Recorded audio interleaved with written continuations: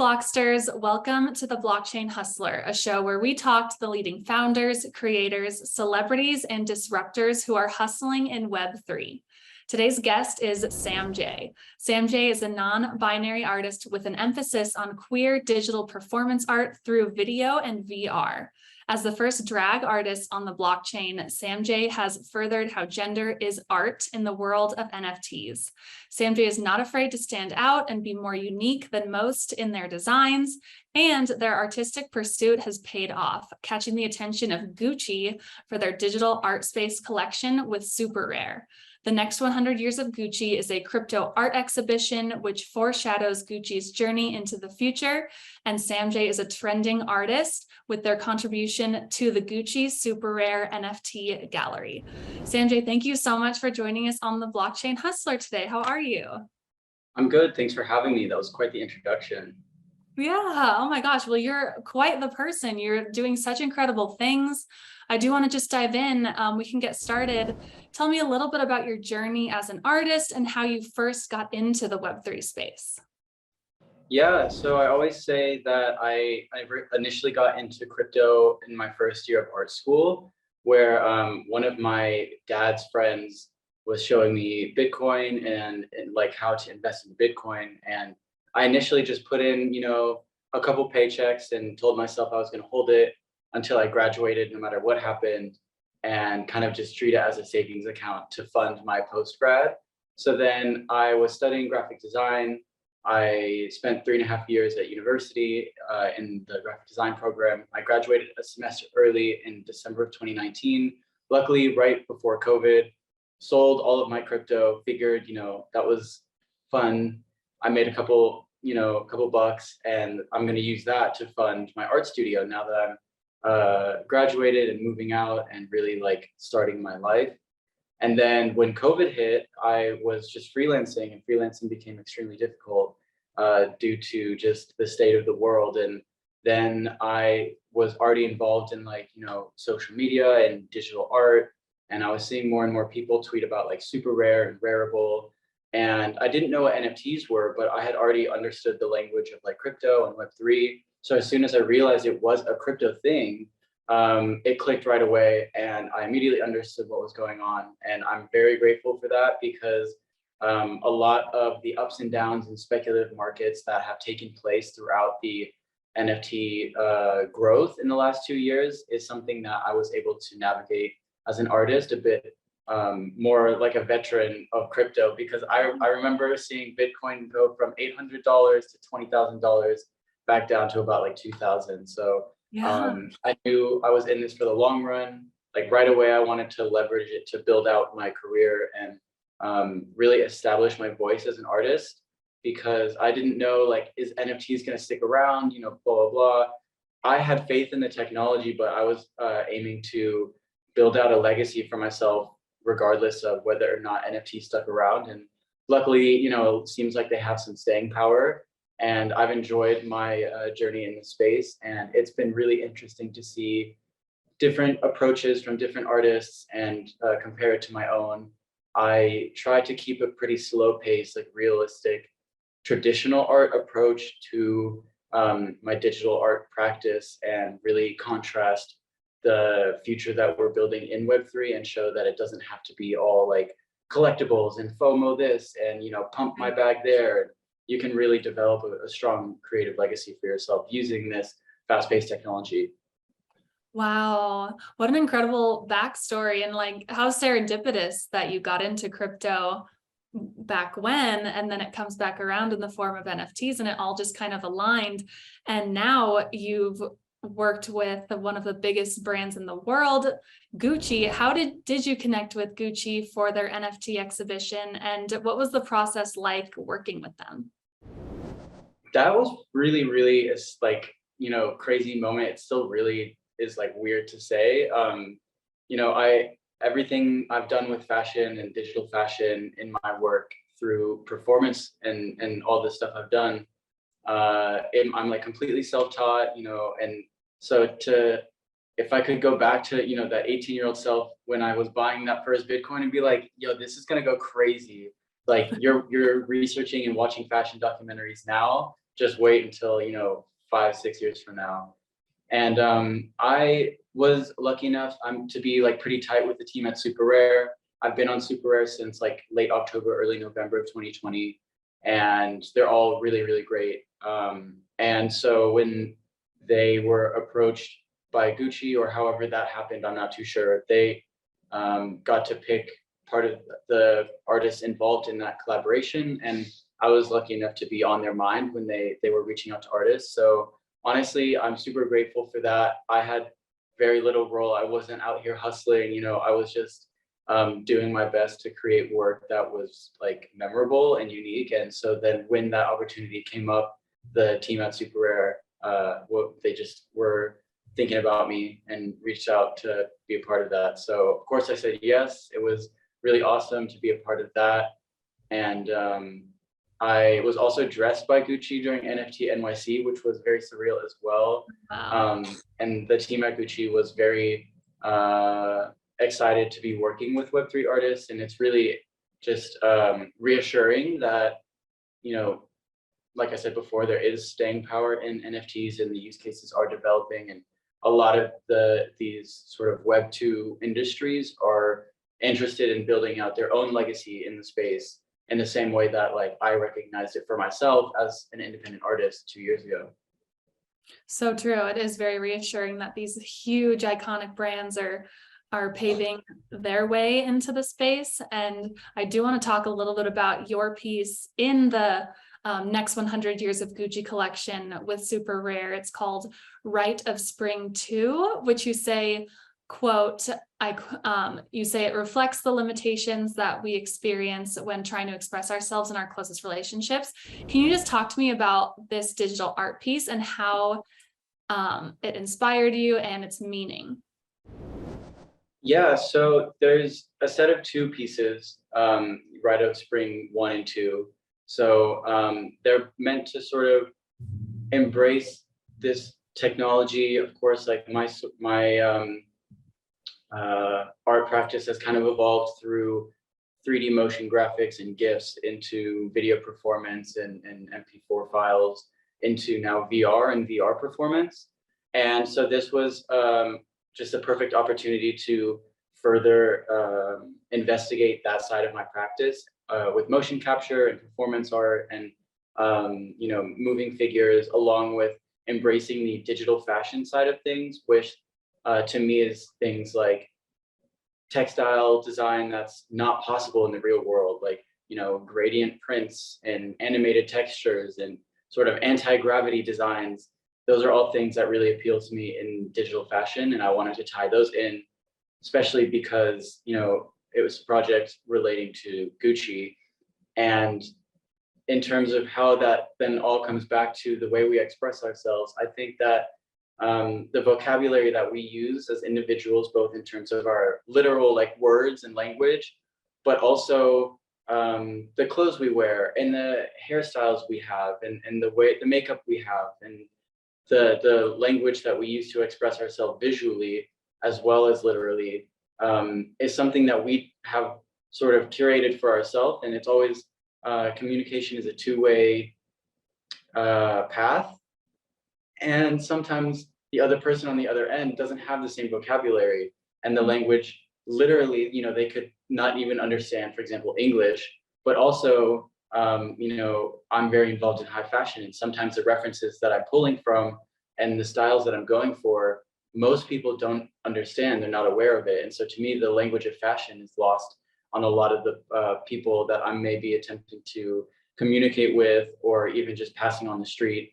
And I think it's a very interesting dynamic that as technology evolves, these communication pathways become more and more efficient, and we become closer and more able to express ourselves in a way that is understood by many as this technology just overall, whether it's blockchain or internet access or, you know, the next Apple phone, all of these things are developing the way that we can express ourselves just by the means of other people understanding what we are attempting to showcase. Right. I want to dive a little deeper into that. Like you say that as blockchain tech advances and then we develop new ways of expression, we can lessen the distance between ourselves and how we tell our stories. I love that so much. How do you think blockchain technology is ultimately evolving the way people can express themselves, and even any predictions like for the future? What are your thoughts? Oh, I can't even predict the future because what I'm doing now, it's like I couldn't have predicted even like 6, 7 months ago.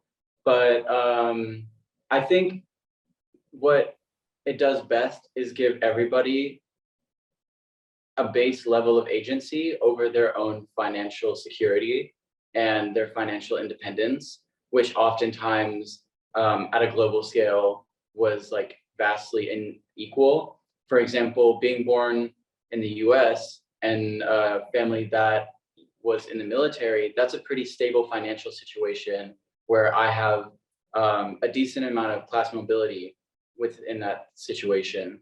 But for somebody born, let's say, in the Philippines or in Nigeria or in Venezuela, those people have significantly less adequate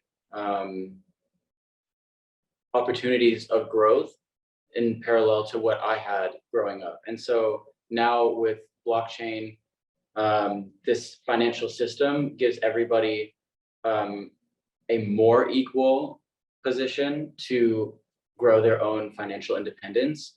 Obviously, there's still many systematic systems or systematic inequalities at play, but having just this global access makes things a lot easier for people who otherwise may not be provided the same opportunities. So we saw a little bit of that in social media and like what people are labeling like the creator economy, and Instagram and TikTok. But now it's just a much more applicable economy because it is really a financial system and not just a system farming clicks and virality. So it's really something that can give people the opportunities in a more like rigid and solid system of transactions. Right. Oh my gosh, that's really beautifully said. Moving from like how Web3 is changing expression to now the future of fashion and art, how do you think NFTs and Web3 will change the future of the fashion and art industries? And then also, like, how do you think NFTs could be utilized in fashion and the metaverse? And any trends that you're seeing that you can talk about? Well, I think that right now we are seeing a huge growth in the digital fashion sector. We're seeing a lot of companies get involved and see the interest and use cases for digital fashion. Especially now in the bear market, we're still seeing digital fashion as an industry and a sector of the NFT market grow and grow and grow, when many other places, like let's say PFP collections, are remaining like extremely stagnant or going like super downhill. Because I and my hope is that with digital fashion, we can help people tap into their style and their personal identity and their expression, which we're already seeing in things like VR chat and like, let's say, Roblox and Fortnite.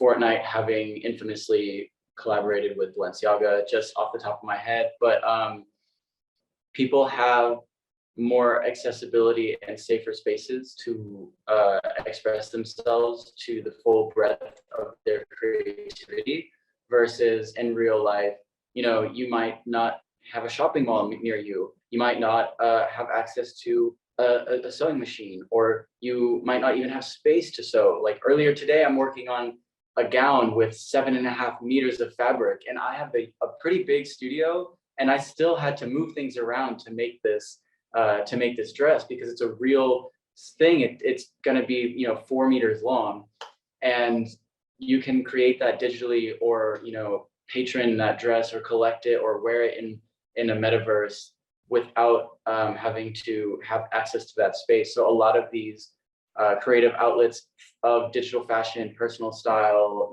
gender expression are not as gate kept as before. And not when I say gate kept, I don't mean just like, oh, you can get invited to Fashion Week. It's really like, when I started learning how to sew, I lived in an apartment that was 30 square meters. I could make shorts and a t-shirt. I couldn't make a big gown, even though that was my ambition. And to me, part of the freedom of exploring digital fashion was that I could make these opulent wedding gowns that were inspired by Valentino's, 7-meter long gowns where the women had to be standing on ladders and in these giant hoops hanging from the ceiling. I could really express that level of opulence that I could imagine and create in a digital space that's also accessible to other people to enjoy without having to be invited to the wedding couture show of Valentino. Right. And also, I think that is the most exciting thing for me, that it removes a lot of barrier to entry to fashion, but also that it can be used to express yourself without having to participate in physical fashion trends, such as like, knitwear right now is really popular. Everybody's running to their H&M or Zara to buy a trendy knitwear dress that might not be worn in the next 6 months. So being able to hop on trends and participate in this hyper trend cycle and participate in contemporary styles without engaging in fast fashion practices, I think is also very, very beneficial. And something that I also, like to do, I'll just mock up a dress digitally, take a little screenshot, maybe render it out, put it on a model. And to me, that is, rewarding enough to then not have to feel like I need to go and buy all of these things. And I think it's a different arena of expressing yourself, because of course I love wearing clothes. I love, having that moment. I think that's really special. And I don't think they're comparable at all, but there is definitely a digitally native way that people are going to start participating in these trends and this level of expression through digital fashion. And, I think a lot of that is also translatable to fine art and the traditional art industry in terms of space that's available to create art. I love scale. I've made pieces that are, 9 square feet. And for a long time, I didn't have space to do that anymore. Once I left art school, I didn't have these big studios.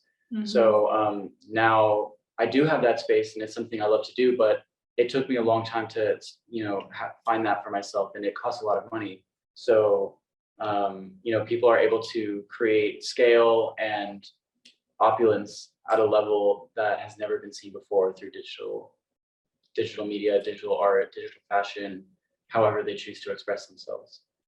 Absolutely. Oh, that's incredible. And speaking of traditional art, I love your recent piece called Refusé par la Crypto Art, which features the rejection email you received from Super Rare in the summer of 2020. And you say that this piece signifies the growth and opportunities that you can make possible when you believe in yourself and prove that you're intrinsically valuable beyond the verdict of any admissions process. I love that so much. And now you work almost exclusively with Super Rare and say that they've helped you reach many of your goals in your career. Can you just talk to me more about the inspiration and importance of this art piece? Yeah, for me, I definitely was sharing it to Zach from Super Rare and Anne and a few of the people there, and I was like, hey, what do you think? Is this cool? I'm not trying to be offensive or anything. It's not like a diss track. It's not like a fuck you or whatever. Yeah. But rather a sort of top signal to other artists saying that it's extremely difficult to get on Super Rare right now. I don't know what their application process is like anymore, but you shouldn't let that dictate your own success, and that there are still institutions and systems in place that uphold a certain standard in the Web3 industry, but there is still room for people to work independently, to mint on their own contract, to mint on Rarible. I applied to Super Rare a second time a couple weeks after my initial rejection, but I just knew that I didn't have time to wait around for their application process. I knew it would take months. So the same day I sent in my application, I minted my first NFT on Rarible, and I was putting out artwork on Rarible and OpenSea and Known Origin. And like I said from the beginning, trying to curate this legacy for myself with or without super rare. And the super rare team has helped me elevate my work a lot through their platform.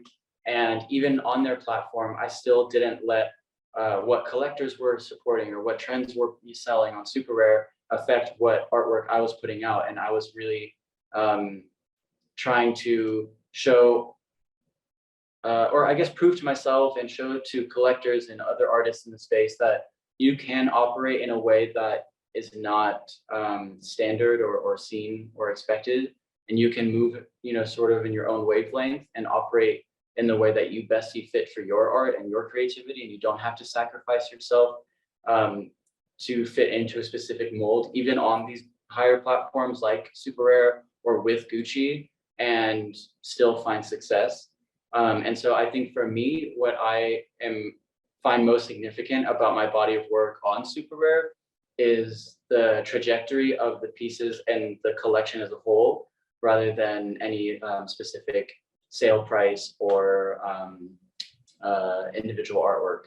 And I think about that when creating new pieces, how they will fit into the breadth of my entire archive of work and how that will affect what I create in the future. So I'm always sort of creating in the past, present, and future. Right. Speaking of the trajectory, what do you have coming up? What can fans of yours and followers and all of us at Blockster expect from your art and in the Web3 space moving forward? Right now, I'm working on what I would consider my most significant piece to date. But that's kind of a difficult title now because I have so many different styles of work, and I feel like I just said each piece is equally significant. But I'm trying to tie in as many different techniques and inspirations of mine into this sort of flagship SamJ Studios project. I'm bringing in motion capture, digital fashion simulation, VR, audio, sound design, music,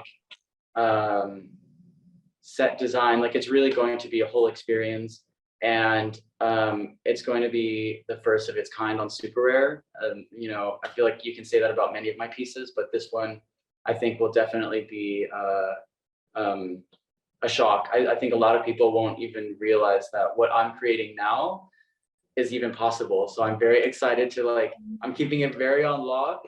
But when it comes out, people are going to be like, whoa, I didn't even know you could fucking do that. That's crazy. So I'm very, very excited about it. And I've been spending the last couple months working on it, following the release with Gucci and NFT NYC and a couple other things I did back in June and July. So I'm hoping to release this in late August, early September. And hopefully it will be received well and people are as enthusiastic about it as I am. Oh my gosh, that sounds so incredible. I can't wait to see what it is. And for all the Blocksters and everybody listening, where can people follow you, connect with you, and keep up with everything that you're doing?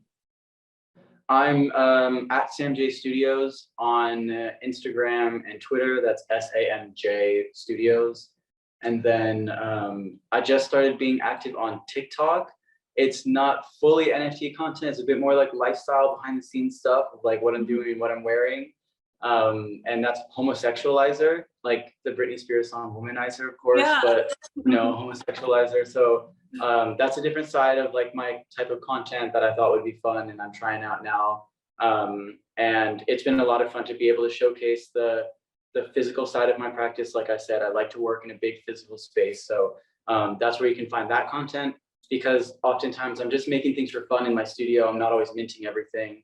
I only mint pieces that I find to be, really, really have a long-term significance. And like I said, have a part of my legacy. But I'm always making stuff, whether it's just a crop top like what I'm wearing now or whatever.